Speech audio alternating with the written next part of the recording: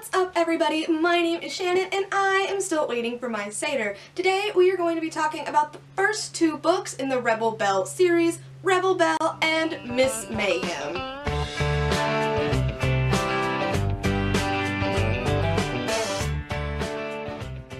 So for those of you who don't know, Rebel Belle follows Harper Price, who's class president. She's in all these clubs, she's head cheerleader, she's very type A, she's very controlling, as she becomes this amped up Paladin who has to protect her arch enemy, David. Why are they arch enemies? Well, because he's better at spelling bees than her is all I can guess from that. But they're secretly in love, so it's okay. And that's not a spoiler because it's totally obvious throughout the entire book. Gotta protect David from what?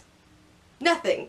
There's no antagonist. There is no negative force. There's just, like, nothing's happening. All of the problems that are created in this book are created by Harper because she wants to have her normal life and she can't do that. And that's what creates the problems and it creates the conflict. And honestly, if she had just let go for a second, and I mean, I'm a super anxiety-ridden person. I know what it's like to not be able to let go of things, but if she could have just let go for a second, there wouldn't have been any problems. Sure, we have the Evers, sure, we have the other mage that's supposed to be evil, but are they? I don't really think so. I wasn't buying it. So, you know, I don't really see why anything in this book needed to happen. And that's kind of the direction that happens in this book. I see things that could happen, great direction it could go in, but it doesn't. It takes this other direction that's either totally obvious or totally stupid, and it just really bothers me. Perfect way to describe these books is that it's Windy Woo Homecoming Warrior mixed with Avalon High, like, perfectly.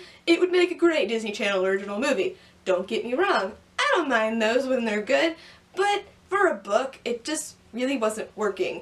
Honestly, it wanted to be Kim Possible. I could totally tell that that's where it wanted to go, but they wouldn't go for it. If you want to be funny, if you want to try and be a Kim Possible, you gotta go for it. You can't hold on to I want to be complex and serious at the same time. No, you just need to pick one or the other and go for it. And I think that's why I just really wasn't into it, because I could just feel the author being torn in different directions and just trying to meet in the middle, and it just didn't work. And the characters themselves, I don't think any of them were very relatable. They were all very stereotypical and boring in one note. We don't get really any character development until Miss Mayhem, where we get a little bit for Harper, but not much. I still don't really like her. Like, all of the characters are very unlikable, and it just, how can you create this cast of characters where I don't like a single one of them? Like, I kind of like David, but not really, because he's just, he's so robotic. I don't know why you're doing anything. It's just, ugh. I picked up these books because, yes, I'd seen them in the bookstore. They looked pretty cool. I'd read about them online. I'd seen them, like, advertised for on Instagram, and everyone was like, oh, these books are amazing. They're so good.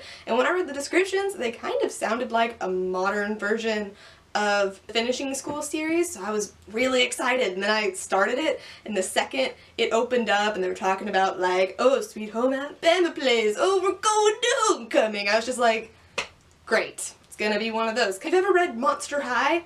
It's very similar to those, very superficial, and it's just, oh, it just could not break out of that, and because of that, I don't really want to continue with the series. The only reason I even read Miss Mayhem is because I have a book on hold and it wasn't available yet, and this one was, and I was like, that's short, I can finish that in 2 days. And I did.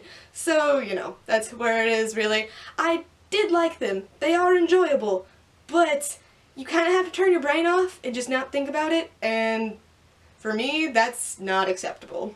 Okay, so now that we're past that, next week we're going to be talking about We Were Liars. Yes, this is just the cover because the book is downstairs in my backpack. My cousin recommended this to me on Goodreads a very long time ago, and it is so hard to find. So I went to the bookstore, which was against the rules because I'm not allowed to go to the bookstore. I have to get them from the library until I'm done with my other books.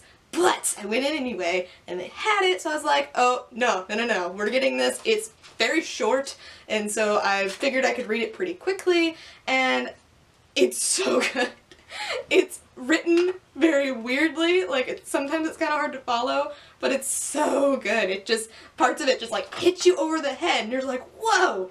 Never thought about it that way. Like, I've taken so many pictures of quotes from this book, because I'm just like, oh my god, so deep, and it's just, Very excited to talk about that one. Be sure to subscribe to my channel. I talk books every Monday, and be sure to check out thedcast.com. They talk everything Disney, Pixar, Marvel, Star Wars, and I do blog posts for them about the Disney princesses. This week is all about Cinderella and why she's actually awesome. I used to hate her. I know a lot of people still hate her, but she's actually pretty cool, so you should definitely check that out.